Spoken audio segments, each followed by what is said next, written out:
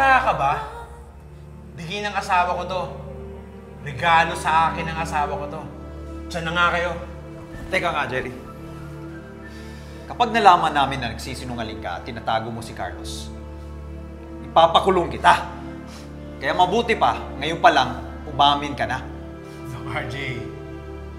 Hindi ko tinatago si Carlos. Eh bakit nasa iyo relo niya? Ba't ka nagsisinungaling? Bayad utang niya sa akin to. Para makalabas siya ng bansa. Wala na sa bansa si Carlos? Matagal na! Saan siya nagpunta? Hindi ko alam. Kahit sa akin, di naman niya sinabi eh. Hindi ako naniniwala sa'yo. Alam nyo, kahit pitpitin nyo pa yung kamay ko at hindi na ako makapag-opera ulit, wala na si Carlos. Wala na. Diyan na nga kayo.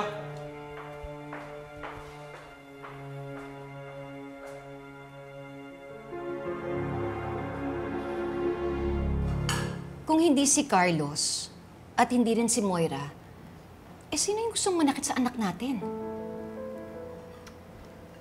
Baka nga tama ang hinala ni Annalyn. Na yung kasama niyang rider ang target ng gunman at hindi siya. Lynette, andito si Regan. Pasok ka to. Gandang araw. Regan. Susan, Doc, gandang araw. Si Annalyn, ho. Ay, naku na-extend kasi yung duty niya kaya nasa Apex pa. Ganun. Lynette, mauna na ako. Magbalitaan na lang tayo mamaya. Sige. Jiangsu. Sir. Alika, Regan. Kain ka muna, oh. Sige, tita, kumain na po ako bago umalis eh. Ito, malinis naman to, oh. Sige na, kumain ka kahit konti. Pala, tita. Nauli na po ba yung mga bumaril kay Annalyn? Naku. Ayun nga yung pinag-uusapan namin ni RJ kanina.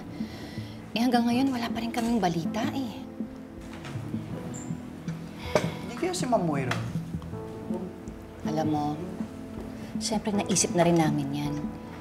Pero kasi nung nakausap namin siya, parang wala naman siyang alam. Tita Lynette, sa tingin ko talaga si Ma'am Moira yun eh. Paano mo naman nasabi? Eh, kasi Tita Lynette, nung isang araw, naabutan ko sila ni Annalyn na nagtalo. Eh, sinabihan niya pa nga si Annalyn eh, na kayang-kaya niya daw i-dispatch si Annalyn, lalo na ngayon na galing siyang kulungan. Eh, inasar niya pa nga si Annalyn eh. Sabi niya, kayang-kaya niya daw tirisin si Annalyn, na parang kutong lupa.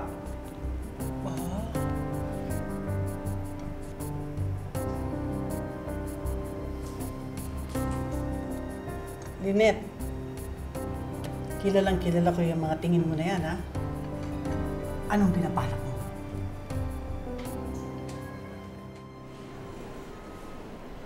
Sigurado ka na hindi si Moira yung nagtangka sa buhay mo?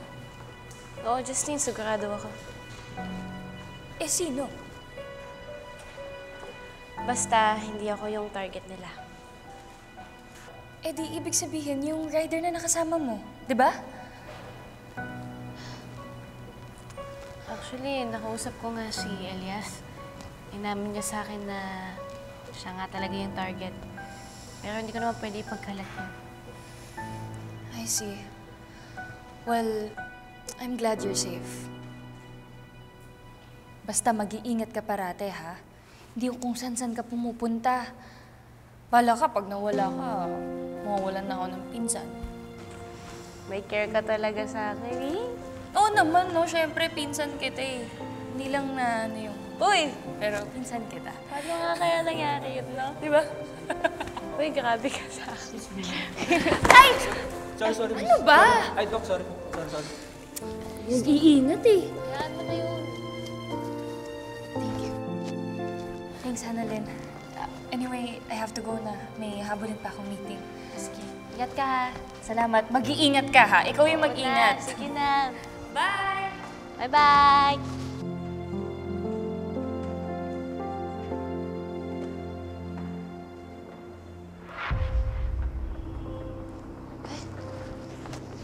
Iwan ni Justine. Baka importante to.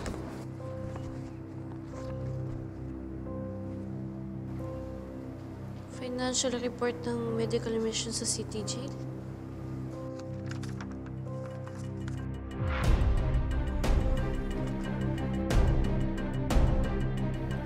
₱5 billion? Ba't ang laki nito?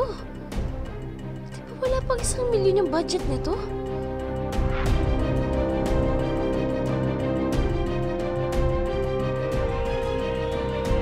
Melissa, paalis na ako ng condo ni Zoe. Magkita tayo sa bar mamaya. We have to celebrate. Naku, lalo na pagtapos nung nangyari kay Annalyn.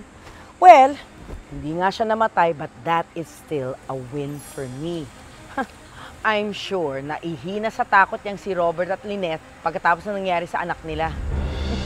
O sige, I'll see you. Demonyo ka talaga, Moira. Sinasabi ko na nga ba eh. Ikaw ang nagpabaril kay Annalyn. Di ba sinabi ko na sa'yo, wala akong kinalaman doon?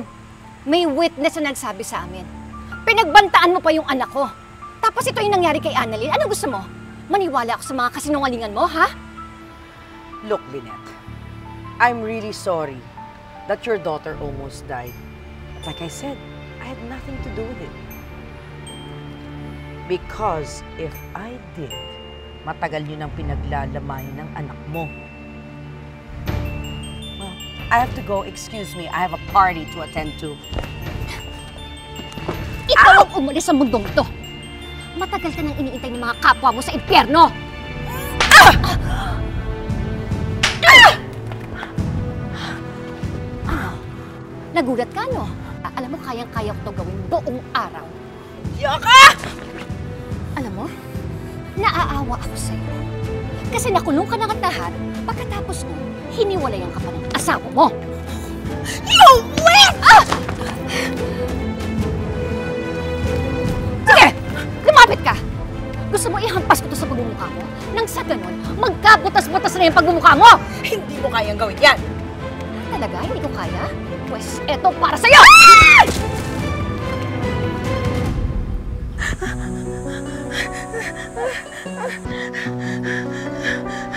Ma'am, hindi po yun. Naku, Guard, hulihin mo yung babaeng yan. Tinulak niya ako. Sinampal pa nga niya ako eh. Ma'am, nakita ko po hindi naman po niya kayo tinulak. Na-out of balance po kayo. Hindi totoo yan. Trespassing yung babaeng yan. Sinampal niya ako. At bakit? Sinampal mo din ako, hindi ba? Ang pagkakaiba lang, ikaw ang unang nanakit. Sigurado ako maraming CCTV dito para patunayan yun. Opo ma'am. Marami nga pong CCTV dito. Nandyan po. Kita mo na. Kaya, intayin mo na lang yung kasong isasampa sa'yo ng abogado ko. Ay, teka. Di ba out on bail ka? So, ang ibig sabihin nun, kapag meron kang bagong kaso, ibig sabihin, pwede kang makulong ulit. Ang saya, hindi ba? Kaya, good luck na lang sa'yo, Moira.